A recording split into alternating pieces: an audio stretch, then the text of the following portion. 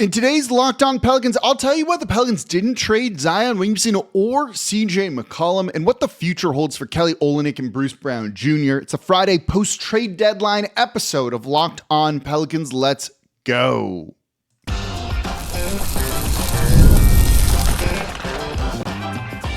You are Locked On Pelicans, your daily New Orleans Pelicans podcast, part of the Locked On Podcast Network, your team every day. Welcome to another edition of Locked On Pelicans, the daily podcast covering your favorite team, the New Orleans Pelicans at NBA, part of the Locked On Podcast Network, your team every day, available wherever you get your podcasts and available on YouTube. I'm your host, Pelicans Insider, credential member of the media, Jake Madison, at NOLA Jake on Twitter, here with y'all on this Friday post-trade deadline episode of Locked On Pelicans. The Brandon Ingram deal has gone down. The Daniel Tice deal has gone down as well. We're going to make more sense of what the Pelicans didn't do with Zion Williamson and CJ McCollum. Look at why Bruce Brown and Kelly Olynyk are still on the roster, but tell you why nothing is set in stone just yet. Today's episode of Locked On Pelicans is brought to you by Game Time. Download the Game Time app, create an account, and use code LOCKEDONNBA for $20 off your first purchase. And of course, thank you for making Locked On Pelicans your first listen today and every day. We're here Monday through Friday, the #1 Pelicans podcast covering everything you want to know about this Pelicans team. So please subscribe wherever you get your podcasts and join over 11,000 Pelicans fans on YouTube as well. And become an everydayer. That means you listen Monday through Friday to Locked On Pelicans. We did a couple of live shows this week. Go check them out if you haven't. We had the emergency show, the live show, the instant reaction show to the Brandon Ingram trade after the game against the Denver Nuggets last night on Wednesday. We'll get back to talking about games because I want to look at Trey Murphy, Carlo Makovich too, getting significant minutes. We'll get into that more next week, but we got to wrap up with some more trade deadline stuff. So let's get into this here. One of the things that I've had a lot of people ask, this more applies to CJ McCollum than Zion Williamson than anyone else, but why weren't either of those two guys traded at the NBA's trade deadline? And there are two answers to that question here. First and foremost is the short answer is that teams weren't that interested in either of those players. There was not a robust trade market for Zion Williamson, at least not right now.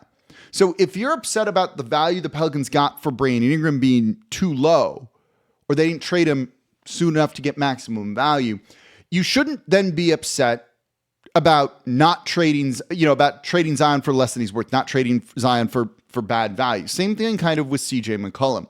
Something the everydayers know is that I've been saying, like, the best time to ever trade a guy is like the beginning year of his deal, and you just don't do that. There's no point in that sort of thing. So Zion's kind of going to get another year into his deal, so if you're going to trade him later, is the value going to be worse? I do think he's one of the few players in the league whose value could actually go up as their deal goes on and on for the most part. And that's just because he hasn't played a ton, missed a ton of time, it missed the playoff series last year, missed a bunch of time this year with a hamstring injury too. He kind of needs to play well and rehab his trade value. So I think his value will be higher in the offseason if over these final 30 games or so he plays exceptionally well, stays healthy more than anything else. So he's one of the few guys that I think will see his value go up. For CJ McCollum, an aging vet making $30-something million, next year he'll be in the final year of his deal. So you're kind of looking at a similar situation with Brandon Ingram here is, honestly, I think he has more value to the Pelicans than he would to a lot of other teams around the league. So there's that. But I just don't think he has a ton of value. I think teams are going to look at that and be like, $30 million, that's tough to kind of fit into our books right now.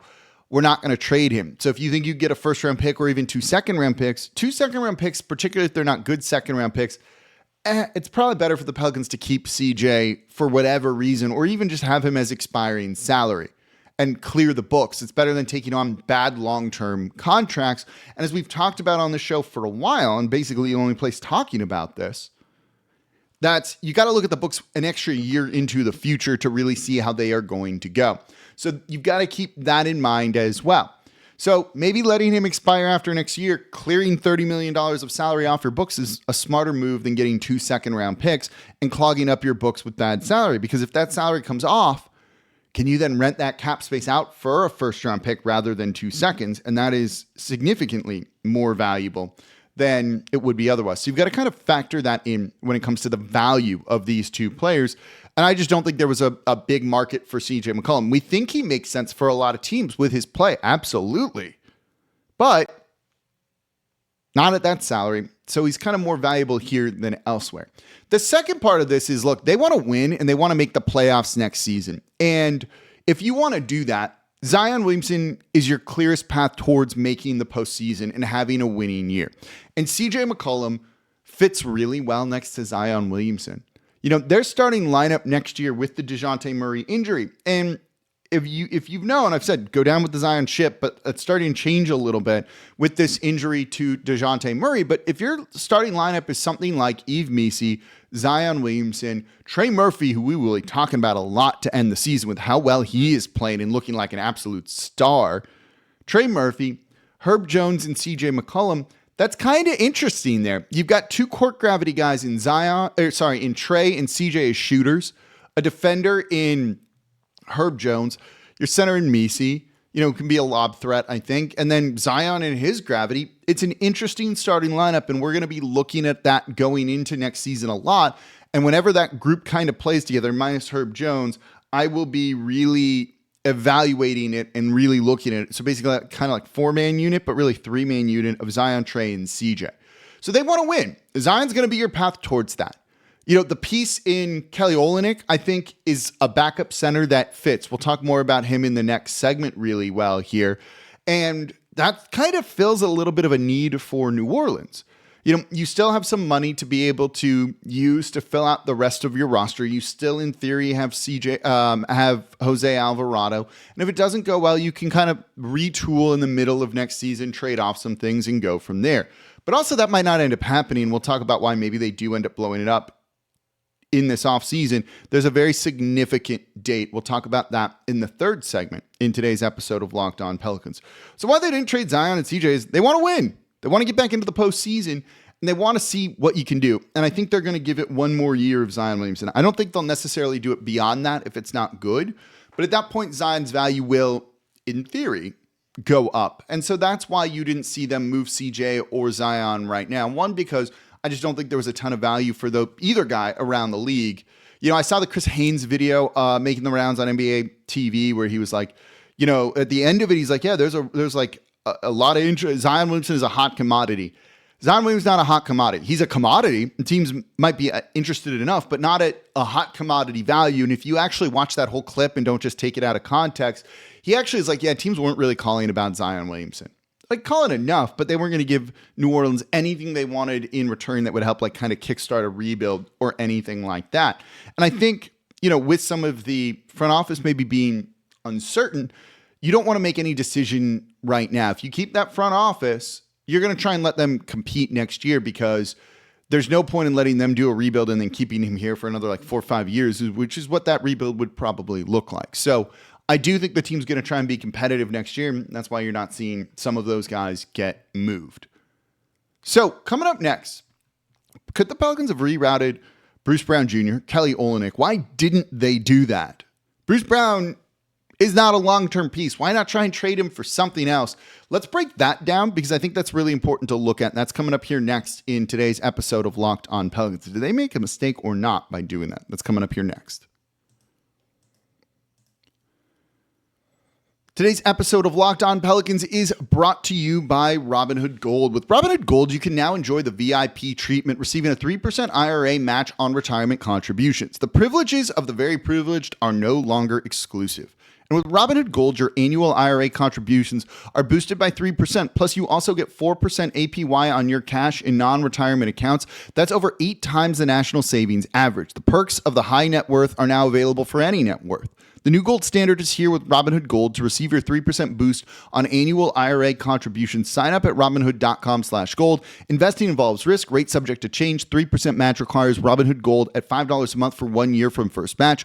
Must keep funds in IRA for 5 years. Go to Robinhood.com/boost. Over 8 times the national average savings account interest rate claim based on data from the FDIC as of November 18th, 2024. Robinhood Financial LLC, member SIPC. Gold membership is offered by Robinhood Gold LLC. And thank you for making Locked On Pelicans your first listen today and every day. We're here Monday through Friday, the #1 Pelicans podcast, coming to you like nobody else does. A ton of y'all. It was like almost 4,000 of you tuned in to the live show yesterday, breaking down the Brandon Ingram trade as soon as that game went final. That was awesome. I actually think is like a new all-time like concurrent record for Locked On Pelicans. So that was super cool to see. I appreciate you all so much for tuning in and making Locked On Pelicans part of your day. Whether you're a longtime listener, whether you're an everyday, or whether you're just new, or whether you're just tuning in that one night to kind of learn more about the trade, I appreciate you being here and hanging out with me and interacting with it. And that was a lot of fun.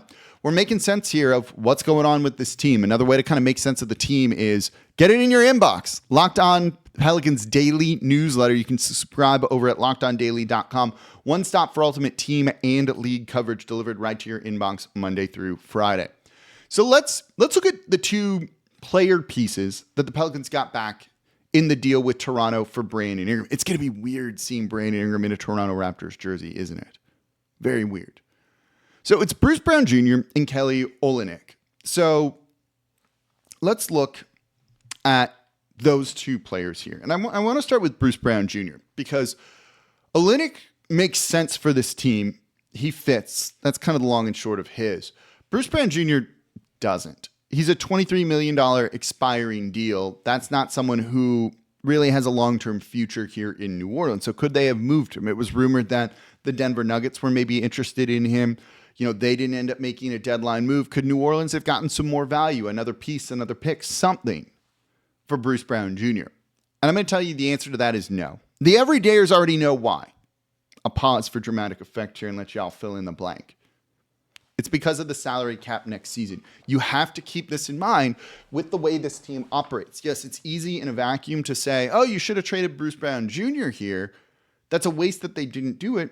No, if you trade Bruce Brown Jr. and his $23 million and bring someone back that's, say, $20 million, you're into the luxury tax for next year. And then we're doing this dance again. So if you were upset that they signed Daniel Tice and then had to trade Daniel Tice away with a second-round pick just to deduct the luxury tax, as you should be upset about that. I'm upset about that. We'll have more on that. You know, you don't want them to have to do that again next year. So letting Bruce Brown basically just expire, or maybe work with the team on a sign and trade in the offseason is a smarter move than trading him, bringing back more long-term salary, long-term being at least next year, and then having to go through this whole song and dance again of when are they going to make a trade to deduct the luxury tax. If you heard me on TV in the New Orleans area recently or the radio, you've heard me basically saying, and I've said it on the show here, they were going to make a trade. There was, even if a Brandon Ingram trade didn't get down, they were guaranteed to make some sort of trade to deduct the luxury tax. Wouldn't it be nice for us to say, like, they don't need to deduct the luxury tax and you just don't need to deal with it right now, or use assets to save ownership money, basically, right? They're in position to do that right now. So that's a good thing. So you let Bruce Brown Jr. walk, and that's that. I think that accomplishes it. They needed to try and kind of fix their books a little bit. And this trade did it for, partially for this season, but also for next season as well. And I think that's really worth keeping in mind. And in a weird sense, like kind of good GMing, kind of, when it comes to that, in a weird kind of like circular, weird logic, galaxy brain fashion with it all. So that's why you don't get anything else for him, because you're then, whatever asset you got for Bruce Brown Jr., which wouldn't be much, you were going to have to spend that asset just to get rid of the guy that you got for Bruce Brown. So just let him walk and don't do that. Otherwise, you're just kind of spinning the wheels when it comes to that sort of thing. So there you go with Bruce Brown Jr. not being moved. I don't think he's going to play much. I don't think he's going to be bought out or anything like that unless he wants to be. We'll see. I don't see that. I didn't see him getting rerouted in any capacity here. As for Kelly Olynyk, I think they like him. Could you have gotten something for him? Yeah, probably. What? At the trade deadline with very few minutes to go, hours to go when it comes to that? I'm not entirely sure. So I think it was just they were kind of running out of time to figure that whole thing out.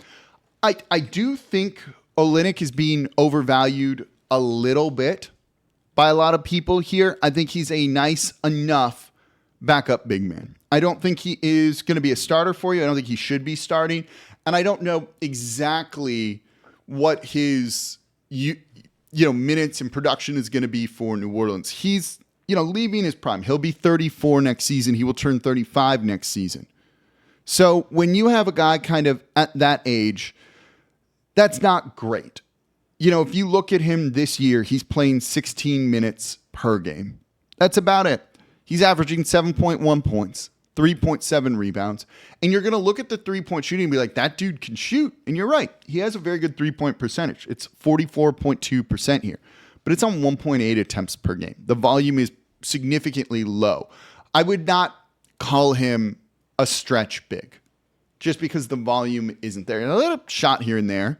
But I would not call him a stretch big by I guess any stretch here. He's making less than, 1 3-pointer per game in the minutes that he plays. If you play him 36 minutes, hey, he's taking 4 threes. That's not bad. You don't want him playing 36 minutes. His defense isn't there. And that's a bit of a problem too. His other numbers are pretty good, right? Like everything else is fine. He's a perfectly fine backup big man. And, contenders supposedly wanted him. I'm sure you could have found a deal for him, but they probably weren't that good offers. Otherwise, New Orleans would have moved him. But I do think he's a nice overall fit and makes sense and addresses a need for this team. And if contenders supposedly wanted him, that does say something. So you kind of accomplish a number of things in this trade. You fix your books this year and next year too, books being the salary cap situation. You kind of plug that backup big man hole. The Daniel Tice minutes were not particularly great at all for the New Orleans Pelicans. Olynyk fixes some of that. I don't want to kind of overrate what his contribution to this team really, could be. They already took Daniel Tice off the Pelicans on Basketball Reference because that trade is official, whereas the Brandon Ingram trade, unless that was the email that I just got right now, went through here. Let me pull him up. How was Daniel Tice playing this year? I don't think it was horrible, actually. He's played more games than Olynyk has, scoring fewer. Oh, he's not playing well at all. Never mind. We don't even need to look at Daniel Tice's numbers. They were not particularly good. Thought his three-point shooting was better than it was. 24.3%. Yeah, we can move on there. He's better than Daniel Tice. There you go. So it kind of accomplishes those sorts of goals here. But the Pelicans were actively looking to solve their salary cap for next year too. It's annoying that the team doesn't want us to pay the luxury tax. Look, I get not paying it for this year. You don't know what next year is going to be. As we kind of said in the first segment, if you're trying to compete, you might just need to pay the luxury tax. You also might just need to pay it so that we can stop saying this is one of 2 NBA franchises that has never paid it. They really don't like that.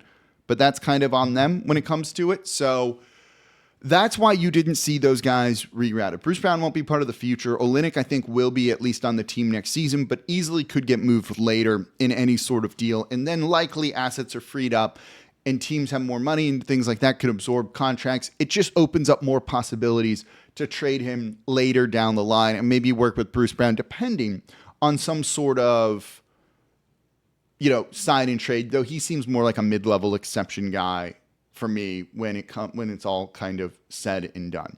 So that kind of addresses the stuff. I think the first round pick that they got from the Toronto Raptors in 2026 from the Indiana Pacers top 4, it's going to be the early 20s. It's like it'll probably be earmarked for the 21st, 22nd overall pick. Honestly, it's pretty good. I think that's a pretty good job there, getting an extra second round pick, which they'll probably inevitably use to dump salary or something like that. Sure. Not bad. Overall, given the circumstances, I think they got about as good of a return as you could get for Brandon Ingram where we were. Not as good as a return as you could have if you traded him a year ago or a year before that. But overall, they did about as good of a job as they could, given the situations that they did put themselves in the first place, which is always worth mentioning. So we're talking about them competing for next year, but I think that's the early plan right now. But there is a date in the future that I think could change that. And I'll tell you what that date is. You can probably guess it if you're watching on YouTube here. And let's take a look at what that date is and why that date is important here. And as I try and find the actual date for it, which would be probably a good thing here. So I'm going to spin the wheels while I do that here. So that's coming up here next. There we go. I've got the date. in today's episode of Locked On Pelicans. Today's episode of Locked On Pelicans is brought to you by Game Time. Are you looking for tickets to the next big event, whether it's a concert, a comedy show, or a sporting event? Finding the right ticket at the right price can be a headache, but with Game Time Picks, it's never been easier. So let me tell you how all this works. With Game Time Picks, the app does all the hard work for you. It curates the best deals so you don't have to waste time searching through endless ticket listings. And I've been using Game Time Picks for a while. Game Time is my go-to ticketing app because of all the features, and it just makes things easy. It basically takes the uncertainty out of buying tickets. They have curated deals, which makes it super simple to find great tickets at a great price. No more sifting through thousands of options. I think the seat view feature is a game changer if you're going to a place you've never been before. Before you even hit buy, you can see exactly what your seat will look like in the venue, and it's a very reassuring thing. The best part, you're covered with Game Time's lowest price guarantee. If you find a better deal somewhere else, they'll refund 110% of the difference. And your tickets are guaranteed to be delivered on time with easy cancellation options if something comes up. So take the guesswork out of buying tickets with Game Time. Download the Game Time app, create an account, use code LOCKEDONNBA for $20 off your first purchase. Terms apply. Again, create an account, redeem code LOCKEDONNBA for $20 off. Download Game Time today. Last minute tickets, lowest price guaranteed. And thank you for making Locked On Pelicans your first listen today and every day. We're here Monday through Friday, the #1 Pelicans podcast, covering everything you want to know about this Pelicans team. So please subscribe wherever you get your podcast. Join over 11,000 Pelicans fans on YouTube as well and become an everydayer. That means you listen Monday through Friday to Locked On Pelicans here. We're part of the Locked On Podcast Network, your team every day. If you're an everydayer, let me know in the comments down below. Give me your trade grade on the Brandon Ingram deal as well. Grade it for me on, an F through an A+ or something like that. And for your second listen, Locked On Saints, I'm having dinner with Ross Jackson and all the other Locked On hosts in town for the Super Bowl. I'm excited. It's going to be a lot of fun. It's going to be a delicious meal. I'm literally running to that after recording this show. So go make Locked On Saints your second listen today. Super Bowl's in town. He's literally on Radio Row covering it all too, but he's also going to tell you who the next Saints head coach is going to be. Go make Locked On Saints your second listen today. Part of the Locked On Podcast Network, your team every day. So let's wrap up the show talking about a really important day. May 12th this year. May 12th this year. And that is the NBA Draft Lottery. May 12th. That is the date that's probably going to determine the future of this franchise. And at least the direction that they go. The future, we won't know for a while. But it'll help determine the direction of this franchise. And this is why losing games is a rather important thing for the Pelicans to do right now. I view this as like a 4-person draft. You can maybe make it 5. But it's really, I call it like a 4. Let's call it a 4.5-person draft. So drafting in the top 4 to me is rather important. Drafting in the top 5 is super important. And so in the draft lottery, it's a draft lottery for the top 4 spots. The worse you are, the higher your lottery odds of getting one of those top 4 picks is. And New Orleans right now has a 52.1% chance at grabbing a top 4 pick. They're currently slotted number 2 behind the Washington Wizards. You can fall a max of 4 spots. So the first spot can drop to 5. Number 2 can drop to number 6. So if you're the Toronto Raptors and you're number 5 and you're like, hey, we got a 42.1% chance of landing in the top 4. It's not too bad. That's true. But they could also drop to 9. Now, it would take insane odds and luck for that to happen. Bad luck for that to happen. But it's theoretically possible, and we've seen crazier things. So you need to lose, which this trade of getting rid of Ingram, bringing in Bruce Brown and Kelly Olynyk helps you do, and keep losing and improve your draft stock. If you end up with the 7th overall pick here, you're going to get a very nice player. But to me, I don't think there's a franchise cornerstone kind of player at 7. So if you end up with the 7th overall pick, one, you'll either look to move it, they'll more likely draft somebody. And then you're going to try and be good next year because that guy isn't necessarily someone that you're like, we can build around. If you end up with the top pick, the 2nd pick, the 3rd pick, and you get one of the guys that a lot of people think are like franchise cornerstone players, Cooper Flagg, Dylan Harper, Ace Bailey, that's where you go, oh, let's trade off things, clear cap space, get picks, and build slowly around this generational type of player that we are getting. And I truthfully think like that's going to change the direction that they go. So you won't have fired necessarily your front office by then. You might have, you might not have.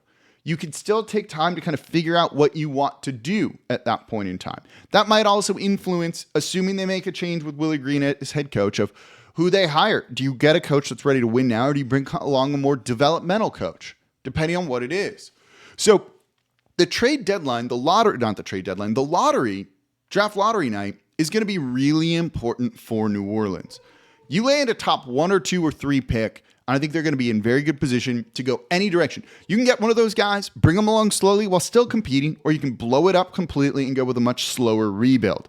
Likely, they're still going to try and be competitive, but what I'm trying to say here is none of this is necessarily set in stone just yet. So this is a team that can go any direction still in the future. Zion's value, in theory, hopefully is going to be up in the offseason. So if you want to move on from him, you can do it.